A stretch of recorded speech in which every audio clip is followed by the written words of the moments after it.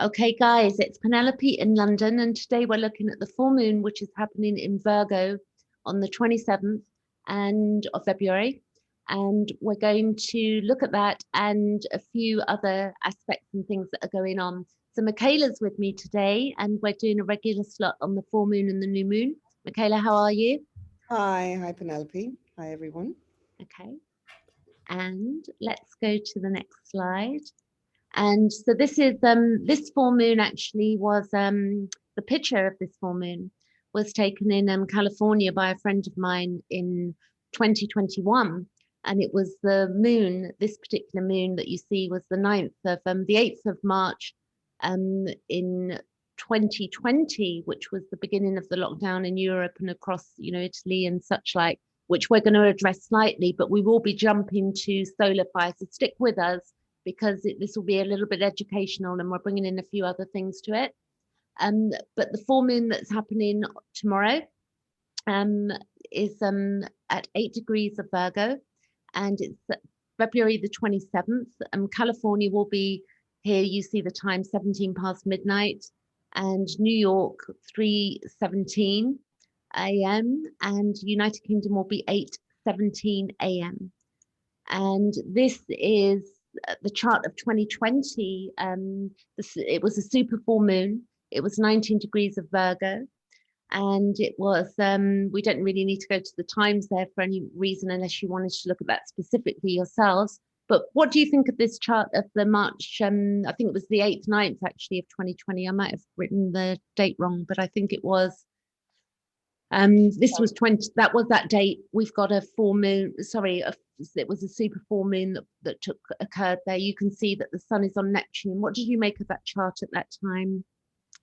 Well, I think it really showed it. That's when we really got the full picture, we became really aware of the COVID crisis, didn't we? Because that's when we started all going into lockdown in the Northern Hemisphere and in Europe and in England and yeah. So it was when we really, I think it really hit home then. Until then, it really hadn't. So that's when we became definitely aware of it. So absolutely. I think before that we had in the January, was it the 12th? I think I can't recall the exact date now. The 10th was the lunar eclipse in Cancer, which was exactly opposite the Saturn-Pluto conjunction in Capricorn, which took place on the 12th. Yeah, right. January. Yeah. And then so we had that, but we weren't really aware. Well, we as astrologers were aware of it. So as soon as we saw, the news coming out of China that there was this virus, which was it was only just after that they didn't really publicize it until the New Year, Chinese New Year, which was January 24th. But as soon as that hit the news, we knew, God, this is it. This is the big Saturn-Pluto conjunction we've been waiting for or dreading for ages. I think for me, my recollection of that was that I was a bit poorly that week. I had a UTI, which nobody really needs to know, but it led up to, which will be interesting looking at my chart briefly on the next slide, and which led into me having COVID for a good number of weeks after that. I think it was between 5 to 6 weeks that played out. And what I see here is that the planets up there at the time, the Saturn, Pluto, Jupiter, Mars, because Mars was just about then to move over all of those planets. Hey, yeah, it was really powerful, wasn't it? And then we had at that time the Uranus, Venus, so our needs, and in Taurus as well. Yeah. And we also had the Black Moon, Lilith, mean and not true. This is the mean Lilith on top of Chiron, which is the shadow, which fascinating. And then the sun on Neptune. I mean, looking at this chart now, you can see, and actually Mercury was retrograde there in Aquarius at the time. True, exactly. So fascinating chart. Yeah, so there we were, really at the start of this journey. But yeah, I know. So here, you might, I do feel that when you look at charts, Michaela, that you've been in the evolutionary astrology for much longer than I have. So I think you see things. Not evolutionary astrology, really. I mean, I knew of Jeff Green years ago and read his Pluto book and several other books. And I took Mark Jones's course, his Pluto course, which is really good to anyone who wants Oh, to. wow. Okay, I didn't. Yeah, but that was about 4 years ago. So but I was in Jungian, in Oh, Jungian yes, that's what I was referring to. Sorry. Yes. years ago, Thank and you. yeah, That's yeah. that's what I was referring to more, but I couldn't It really recall. lends itself to evolutionary astrology anyway, because really basically it's all talking about the same thing. It's all on the same wavelength. Yeah. So, And looking at the shadow, which, I yeah. think my current look, when I've begun to pull in Lilith to this, in my learning of Lilith, and what we've got is that we've got here is my true, my mean Lilith is 5 degrees of Pisces, and my true Lilith is 23 degrees of Aquarius, and my Lilith, I would say, asteroid is up here in Leo. So the resolution to the Lilith in the chart would be the true Lilith on our chart, which is fascinating because it is the shadow when we begin to look at the mythology and the meaning of that. But I could see from this chart at the time when I got COVID this week on the March 9th, we can see there that the sun was on my IC, the moon was on top of my Pluto, and also Neptune was involved, and the sun would have then moved over my Chiron, which maybe would have weakened me, but my wounding. So, I can You were see. really in tune with it, really. Huh? I mean, you were really in tune with because, really the COVID thing as the expression of the Saturn-Pluto conjunction, it has a much wider perspective. It's actually pushing the world into a much bigger perspective that it needs, and it's pushing it where it needs to go to. Absolutely. Consciousness. It's helping to raise our consciousness, and to, we can say waking up, but just, it's sort of overused in many ways. Enlightenment, such thing, it can be overused in spirituality. But it's becoming conscious of, like Jung said, it's becoming conscious of our shadow, as you're just saying. And, the shadow, Pluto, Saturn does embody the shadow. Yeah. Really. And I think looking at astrology and the resolving of our tension, with what's outside us and what's inner, and this is what astrology can do. That when we look at a chart and begin to work on understanding and knowing ourselves through chart work, that as we resolve this inner tension, that because the tension and the Virgo moon is health as well, that tension can create sort of affect our immunity. I know from trauma, being in, if we're constantly in fear of something or we're uncomfortable, it can even do, thinking about that, people who've got financial issues as well, they can play an awful toll on the body of worry, All so itself through the body, doesn't it? yeah. Exactly. And the body is our vehicle on this earth, so ultimately. And in the collective, that's individually, but in the collective, it's expressed in, well, we're having this expressed in our bodies on a mass scale, collectively. A virus is just spread around the world, and so it's affecting us all bodily, collectively. And it's but also the planet. I mean, we're also seeing at the same time what we've done to the planet. It's odd how we're getting it at the same time. We're getting the perspective how the world is wounded. Well, we've polluted the world and we've been harming it for years now, but now it's got to a stage where we are seeing it with horror. At the same time, this COVID thing has broken out. So we are seeing the consequences of our unconsciousness. Basically. Yeah, and I think that Chiron in Aries as well, because that that's the Chiron around the chart is a 49, 50 year cycle. So it's in Aries that is telling us it's heal thyself first, because if we're not healed, if we don't look at our own shadow, or our call it narcissism or whatever we want to, however we address it, if we don't look inwardly, that and also as we look inwardly, we stop projecting and pointing fingers, and we can mature as well around, there are some fingers that, that are safe to point, because it's, we do need to call each other out on our own nonsense as well, Yeah, so it's yes, yes, and be able to listen when someone else calls us out. Yeah, exactly. so yeah. So then we got, let's go to the next slide, and we're going over to solar fire. This is the chart we're going to be looking at on solar fire. I did bring into, you can see on this chart at the bottom, Hamal. I brought Hamal onto this chart, which is great. And then I've brought Lilith, which is the asteroid here. You'll see Penelope there. That's actually, there's an asteroid which pleased my heart. Penelope 201 is an asteroid.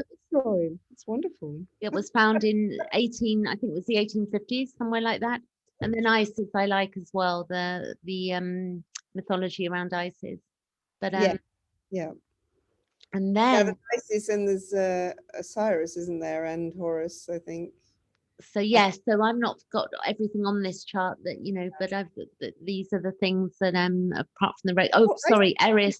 Isis always is. They're fixed, aren't they? Fixed stars. The asteroids are.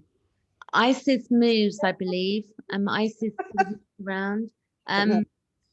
She goes, and then we got Eris definitely just seems to stay stuck. That's where they are now. Okay.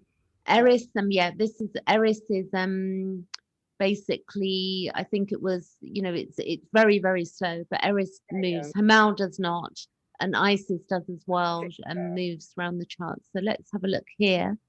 These are, if you want to stop the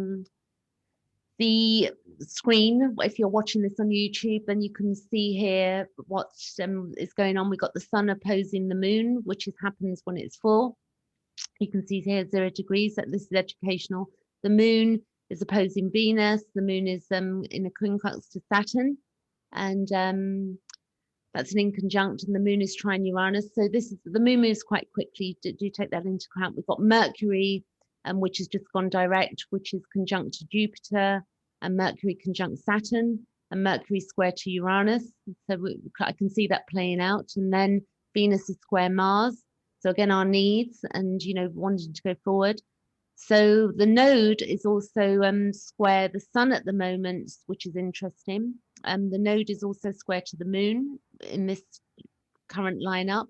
And the node is trine to Mercury and trine to Jupiter. So the node is giving us a hand here, it looks, with this full moon somehow.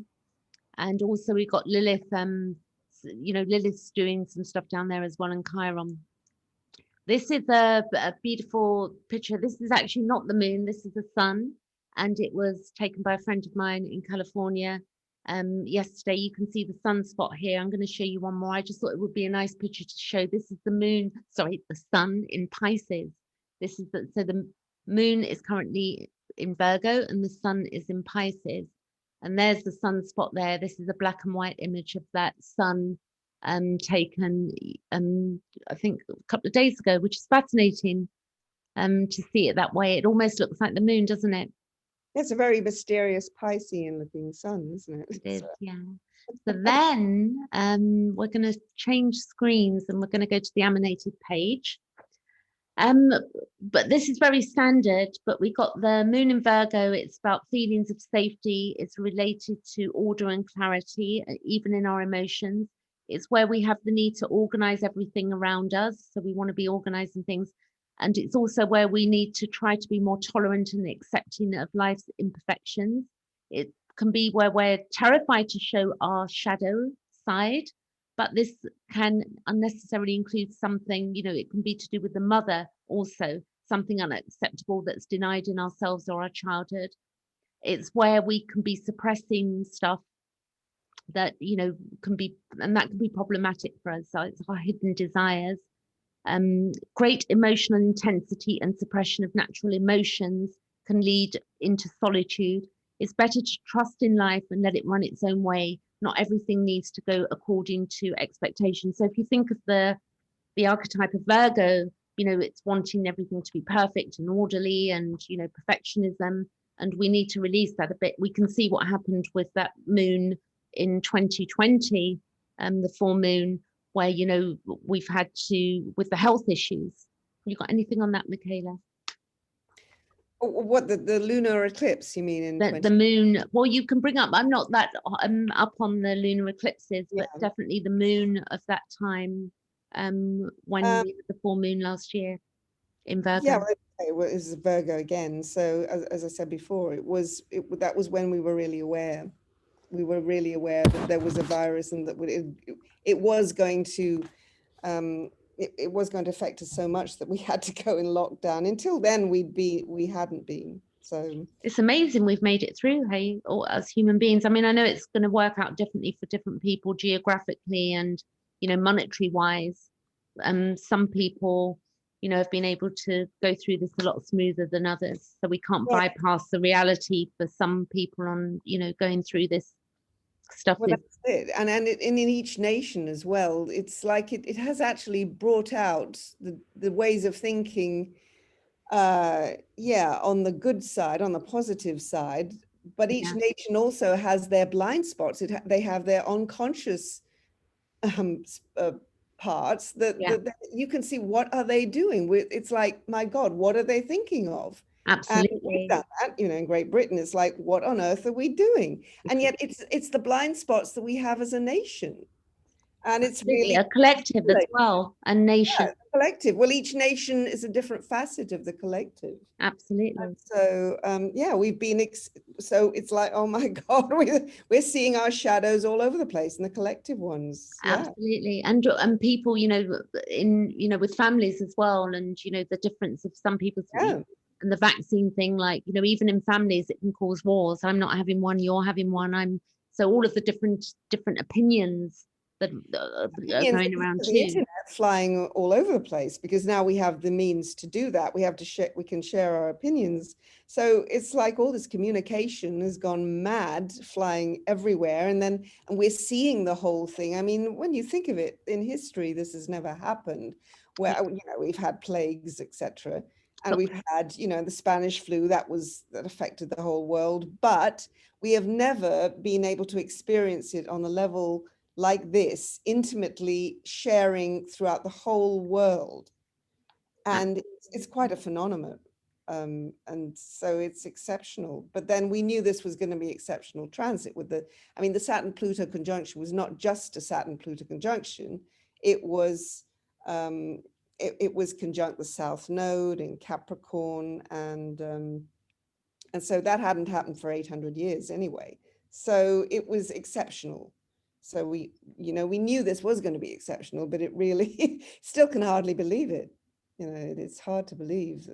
It's absolutely. And it goes on. I mean, you know.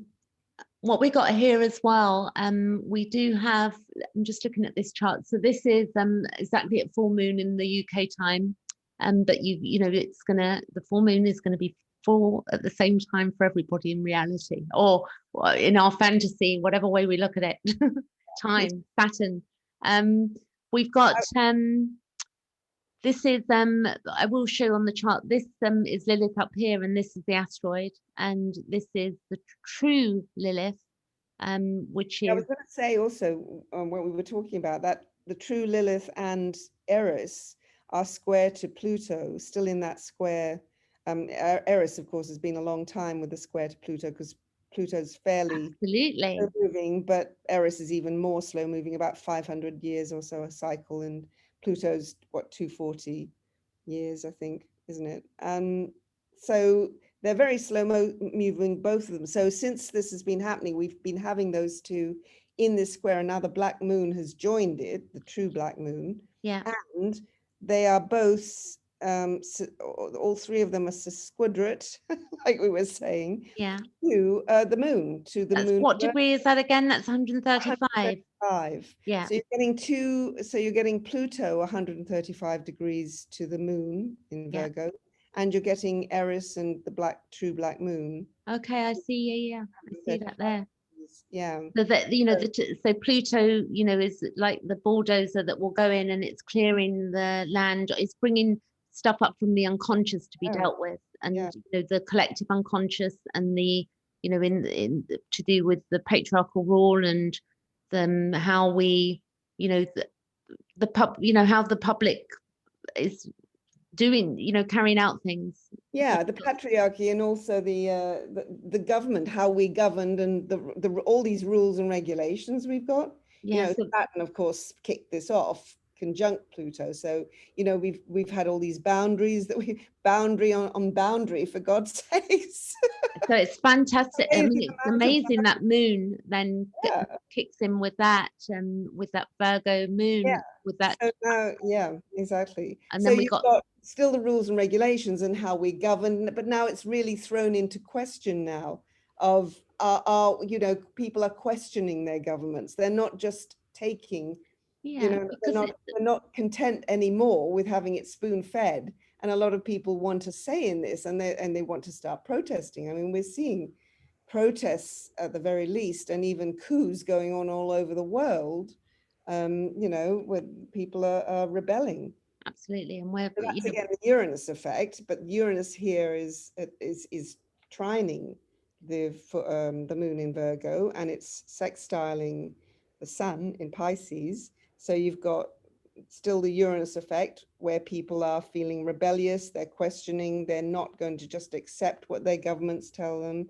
And then, but you've got the huge anger, you've got that anger against the government. So that's symbolized, would you say, by Eris, and now the black moon and then in Hamal as well. yeah, Sorry, Hamal is conjunct Uranus, which is yeah, breaking through limitations, and Hamal, I think, is quite violent, isn't it? Yeah. solar fire is saying that, and then Mars is going to be moving on at some point over. This is, but I will say this is quite sweetly. I won't do this in every video, but this is Penelope here. She's there. Penelope, okay. Penelope 201 Oh, is Penelope's on my moon. My moon is there. oh wow, okay. Nice. I wonder who else's moon I'm on. Or whose moon is on me. Something's going on. So then we've still got this Neptune square to the nodes going on, and that they're separating 16 degrees 20. Jupiter's in the trine with the North Node, which is nice. Yeah. That's Trine, what did you say there? Jupiter's trine the North Node. Jupiter trine the North Node, yeah. So there's Gemini. So there's definitely some, I felt outside today when I had to, popped out to get my bits. I just, definitely that the energy was, there's a bit of something going on out there, in the UK, there's 50-50 on the mask thing, and people not always being aware of social distancing when you're walking along. So yeah, you've got that anger going on, that expressed, as we just said, by Eris and Eris and black and the shadow. So and that Uranus thing. So we've got a lot of anger and a lot of rebellion going on, but at the same time, we've got this Jupiter trining the North Node, and then it's in Gemini. So it's about communication. I think we're realizing that communication is at the heart of this. That unless we learn to communicate and connect with each other and with the rest of the world, that we are going to fail here. Well, I've personally experienced that in the last 24 hours. That I've been in a situation where I've been afraid to express my true self, and I've got this actually. This for me is happening. That moon is happening on my. Let me just see there. The moon is opposite. So I've got this sun is actually on my mean Lilith, and the moon is opposite. So I'm really being asked, and this is really quite fascinating, that the sun will hit your black moon Lilith or your once a year. So what I'm being asked is it's shining the light on something, and it's really asking me to really look at and rearrange and throw things out and repair. And I've gone through some really, big growth over the last week, and where you can see holes in our own lives with this, with the sun on our own Lilith. That will happen for everybody. So look where your Lilith is, and definitely check out that. If you want help with that, then either myself or Michaela can do that for people. you know, you can just Yeah. make some comments below the video or contact me, and I'll, you know, put you in touch with Michaela if you wanted to speak to her directly, or such like, or myself. I think No, also, you- sorry. Venus coming up to that mean black moon that you've got in your chart. So you've got Venus applying to the conjunction. Yeah. So that should be helpful. I mean, it's like your values too are Yes, being. and I've just had my Mars return, because my Mars is 24 degrees of Taurus, and then my DC is 24 degrees. So right now I've got that on my DC, and then my Sun is at 0 degrees of Gemini. So not all about me, but the collective chart. Somehow, you know, there's clearly, what would you, have you got anything to add to this? What would you say? Well, the whole thing is about, as you say, it's really bringing that full moon last year at 9th of March. That's where we started. That was our first realization, like we said, that this is the full moon. Now we see it, we see the picture, but we still didn't see the whole picture. But this chart, of course, a year later shows us we know much more of the picture now. We really have got, I mean, there's not much more that we need to know about this. It's really all there.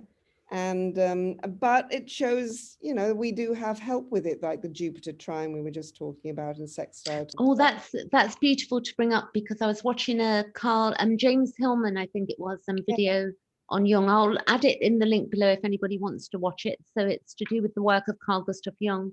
And in the video, James Hillman mentions a gentleman called Wystan Hugh Auden, who was a poet. He lived 1907 to 1973. And I'm not going to read the whole poem, but the words that came up on the basis of this is: we are lived by powers we pretend to understand. They arrange our loves. It is they who direct at the end the enemy bullet, the sickness, or even our hand. It is their tomorrow hangs over the earth of the living, and all that we wish for are friends, but existence is believing. We know for whom we mourn and who is grieving. And that is really empathy, isn't it? To know that, you know, it's when, you know. And this all stems from our unconscious, from the collective unconscious, and our individual unconscious is all connected to that. Yeah. And it's from the past, you know, and it's so it's all one huge thing. But now we're, you know, that Sun in Pisces, which represents the unconscious, and particularly in this chart, it's actually in the 12th, which is its house of the unconscious. And then we see it opposite. Of course, in Pisces. Think of that, 12th house. The 6th, which is the 6th, just isn't about health. It's also about our service to the world, which is saying we have to express, we have to learn what's in our unconscious, and that it can do a lot of damage, but it's also very potent to, when we know its power, we can use that power, and that's that Venus coming up to it. We can use that power positively.